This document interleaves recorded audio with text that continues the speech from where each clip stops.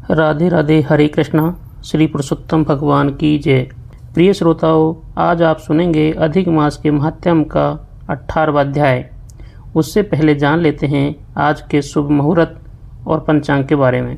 आज दिनांक 3 जून 2026 है और दिन है बुधवार। आज ज्येष्ठ अधिक मास के शुक्ल पक्ष की चतुर्थी तिथि रात्रि लगभग 11:30 तक रहेगी। उसके बाद पंचमी तिथि प्रारंभ होगी।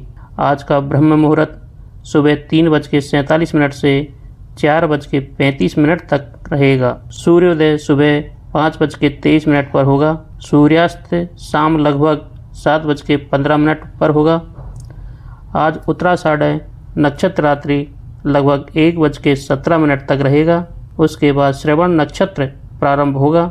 सुबह से रात्रि तक का समय भक्ति, कथा, श्रवण, जप और दान पुण्य के लिए अत्यंत शुभ माना गया है। अधिक मास में किया गया प्रत्येक शुभ कार्य कई गुना फल देता है। राहु काल दोपहर लगभग 12 बजे से 1:30 तक रहेगा। इस समय कोई भी शुभ कार्य करने से बचना चाहिए। आज के दिन भगवान विष्णु, माता लक्ष्मी और श्री गणेश जी की पूजा विशेष फलदायी मानी गई है। आज का अध्याय सुनने से पहले सुनिए सीता माता के नित्य नेम की कहानी। अब सुनिए सीता नित्य नेम की कहानी। यह कहानी सीता माता कहती थी और भगवान श्री राम इसे सुना करते थे। एक दिन भगवान को किसी काम से बाहर जाना पड़ गया तो सीता माता कहने लगी, प्रभु, मेरा तो 12 वर्ष का नित्य नेम है और अब आप बाहर जाएंगे तो मैं अपनी कहानी किसे सुनाऊंगी। तब भगवान राम जी ने कहा कि तुम कुएं की पाल पर जाकर बैठ जाना और वहाँ जो औरतें पानी भरने आएंगी उन्हें अपनी कहानी सुना देना। सीता माता भगवान के कहे अनुसार कुएं की पाल पर जाकर बैठ गई। तभी एक स्त्री आई जिसने रेशम जरी की साड़ी पहन रखी थी और सोने का घड़ा ले रखा था। सीता माता ने उसे देखा तो कहने लगी कि बहन, मेरा 12 वर्ष का नित्यनेम सुन लो। तब वह स्त्री बोली, मैं तुम्हारा नित्यनेम सुनूंगी तो मुझे तो घर जाने में देर हो जाएगी, फिर मेरी सास मुझसे लड़ेगी। उसने कहानी नहीं सुनी और चली गई। घर जाते ही उसकी रेशम जरी की साड़ी फट गई। सोने का घड़ा मिट्टी के घड़े में बदल गया। यह सब देखकर सासू माँ ने पूछा, अरे बहू, यह किसका दोष अपने सिर पर लगाकर आई हो। तब बहू ने कहा कि माँ जी, कुएं पर एक औरत बैठी थी। उसने कहानी सुनने के लिए कहा लेकिन मैंने नहीं सुनी, जिसका यह फल मुझे मिला है। अब बहू की बात सुनकर अगले दिन वही साड़ी और घड़ा लेकर सास कुएं की पाल पर गई। सास को वहीं पर सीता माता बैठी मिली तो सीता माता ने उससे भी कहा कि बहन, मेरी कहानी सुन लीजिए। सास बोली कि एक बार छोड़, मैं तो 4 बार कहानी सुन लूँगी। तब सीता माता ने कहना शुरू किया, राम आए, लक्ष्मण आए, देश के पुजारी आए, नित्य नेम का नेम लाए, आओ राम बैठो राम, तपी रसोई जीवो राम, माखन मिश्री खाओ राम, दूध बतासा पियो राम, सूत के पल का मोठो राम, साल दुसाला पोठो राम, साल दुसाला ओडो राम, जब बोलू जब राम ही राम, राम सवारे सबके काम, खाली घर भंडार भरेंगे, सबका बेड़ा पार करेंगे, श्री राम जय राम, राम जय जय राम। सास बोली कि बहन, कहानी तो बहुत अच्छी लगी। कहानी सुनकर सास घर चली गई और उसकी वही साड़ी फिर से रेशम जरी की बन गई और मिट्टी का घड़ा भी सोने के घड़े में बदल गया। यह सब देखकर बहू बोली, माँ जी, आपने यह सब कैसे किया। सास ने कहा, बहू, तू तो दोष लगा के आई थी और मैं अब दोष उतार कर आ रही हूँ। बहू ने हैरान होकर फिर पूछा कि तो माँ जी, वो कुएं वाली स्त्री कौन है। सास बोली, वे तो साक्षात सीता माता थी। वे पुराने से नया कर देती है, खाली घर में भंडार भर देती है, वह लक्ष्मी जी का वास घर में कर देती है, व्यक्ति की जो भी इच्छा हो उसे पूरा कर देती है। तब बहू बोली, माँ जी, फिर तो ऐसी कहानी मुझे भी सुना दीजिए। सास बोली कि ठीक है, तुम भी सुनो। फिर सास ने कहानी शुरू की, राम आए, लक्ष्मण आए, देश के पुजारी आए, नित्य नेम का नेम लाए, आओ राम बैठो राम, तपी रसोई जीवो राम, माखन मिश्री खाओ राम, दूध बतासा पियो राम, सूत के पल का मोठो राम, साल दुसाला पोठो राम। साल दुसाला ओडो राम, जब बोलू जब राम ही राम। राम सवारे सबके काम, खाली घर भंडार भरेंगे, सबका बेड़ा पार करेंगे। श्री राम जय जय राम। कहानी सुनकर बहू बोली, माँ जी कहानी तो बहुत अच्छी है। सास ने कहा, ठीक है, अब तो हम इस कहानी को रोज़ कहा करेंगे। अब सास बहू रोज़ सवेरे उठती, नहाती धोती और पूजा करने के बाद नित्य नेम की सीता माता की कहानी कहती। एक दिन उनके यहाँ पड़ोस की एक औरत आई और बोली, बहन जरा सी आँच तो देना। तो वे बोली कि आँच तो अभी तक हमने जलाई ही नहीं। पड़ोसन ने पूछा, तो फिर तुम सुबह 4 बजे से उठकर क्या कर रही हो? उन्होंने बताया कि सुबह उठकर हम तो पहले पूजा करते हैं, फिर सीता माता के नित्य नेम की कहानी कहते हैं। पड़ोसन ने उनकी बात सुनकर फिर पूछा, सीता माता की कहानी कहने से तुम्हें क्या मिला? तब वे बोली कि इनकी कहानी कहने से घर में भंडार भर जाते हैं, सारे काम सिद्ध हो जाते हैं, मन की इच्छा भी पूरी होती है। पड़ोसन बोली कि बहन फिर तो ऐसी कहानी मुझे भी सुना दो।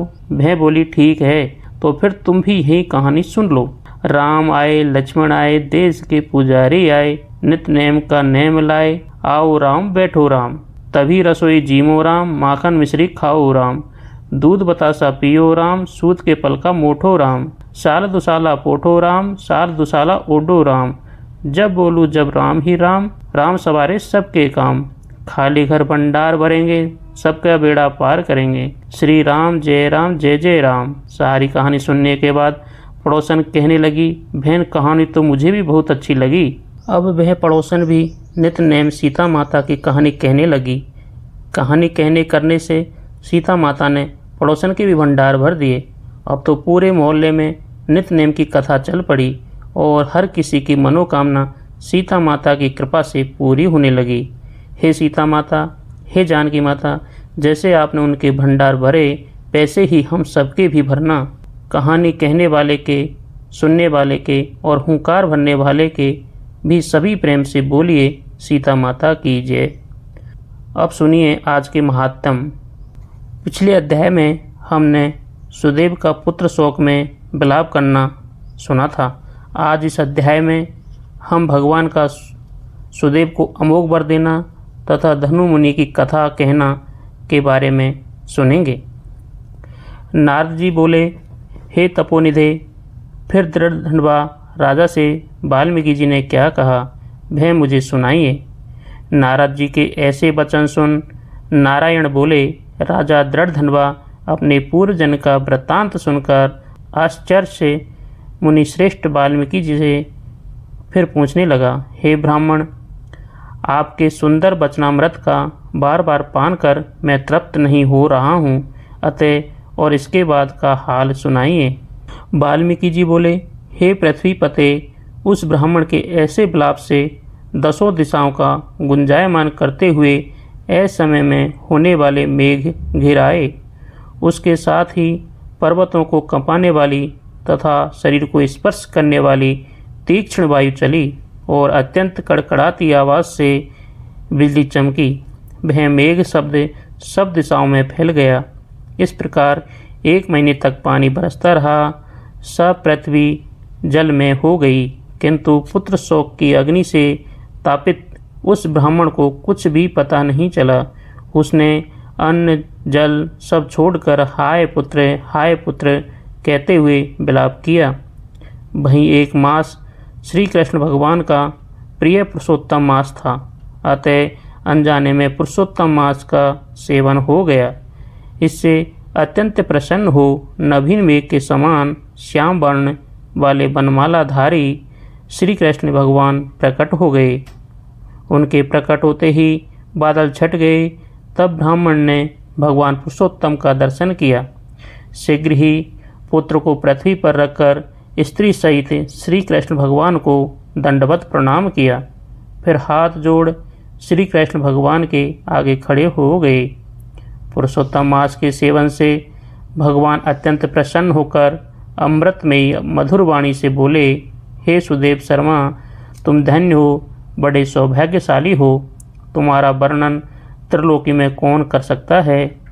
हे वत्स सुनो, तुम्हारा भविष्य मैं कहता हूँ। हे ब्राह्मण, तुम्हारे पुत्र की आयु 12,000 वर्ष की होगी। हे द्विजोत्तम, यह तुमको निसंदेह सुख देने वाला होगा। मैं प्रसन्न होकर तुमको यह पुत्र देता हूँ। हे द्विजोत्तम, मेरे प्रसाद से तुम्हारे पुत्र सुख को देखकर देवता, गंधर्व और मनुष्य सब पुत्र सुख की कामना करने वाले होंगे। इस संबंध में मैं तुमसे एक प्राचीन इतिहास कहता हूँ जो मार्कंडेय मुनि ने राजा रघु को सुनाया था।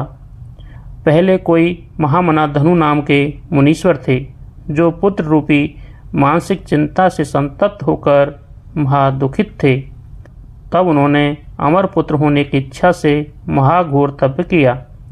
1000 वर्ष बीतने पर देवता प्रकट होकर मुनि से बोले, हे मुनिराज, हम तुम्हारे महाकठिन तप से बड़े प्रसन्न हैं। तुम्हारा कल्याण हो, जो तुम्हारे मन में इच्छा हो वर मांग लो। श्री नारायण बोले, इस प्रकार देवताओं के अमृत में वचन सुनकर मुनि तृप्त हो गए। मुनीश्वर ने बुद्धिशाली और अमर पुत्र मांगा। तब सब देवताओं ने मुनि से कहा, मुनीश्वर, ऐसा तो पृथ्वी पर आज तक नहीं हुआ। मुनि बोले, अच्छा, कोई निमित्त आयु वाला पुत्र हो ऐसा वर दो। देवता बोले, निमित्त क्या है, यह स्पष्ट करें। तब मुनि बोले, यह महापर्वत जब तक रहे तब तक की आयु वाला पुत्र दीजिए। तथास्तु, ऐसा कहे इंद्र सहित सब देवता स्वर्ग चले गए।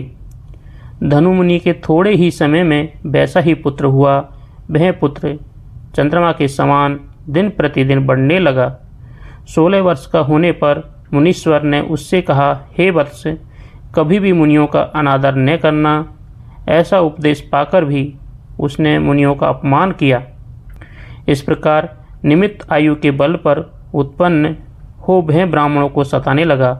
एक समय अत्यंत क्रोधी महिष नाम के मुनि श्रेष्ठ शालिग्राम का पूजन कर रहे थे।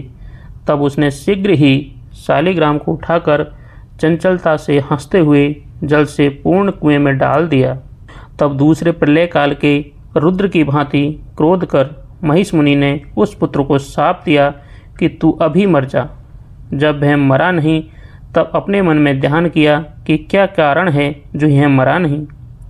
अरे देवताओं ने धनुपुत्र को निमित्त आयु का बनाया है।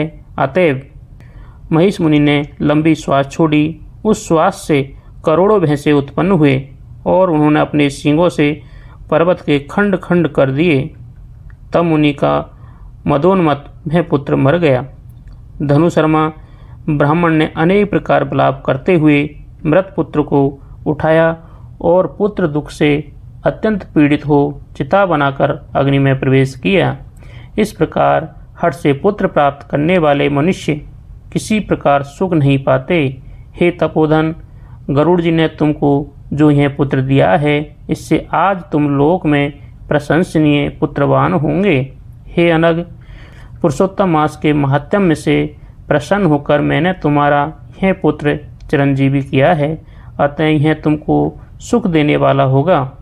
तुम सदा पुत्र सहित अतुल गृहस्थाश्रम के सुखों को भोग कर अंत में ब्रह्मा के लोक को जाओगे और वहाँ देवताओं के वर्ष गणनानुसार 1000 वर्ष पर्यंत सुख भोग कर फिर पृथ्वी पर आकर तुम चक्रवर्ती राजा होंगे और चतुरंगिनी सेना तथा वाहनों से युक्त हो दृढ़ धनवा नाम से विख्यात होंगे और 10,000 वर्ष तक संपूर्ण पृथ्वी का राज्य भोगोगे।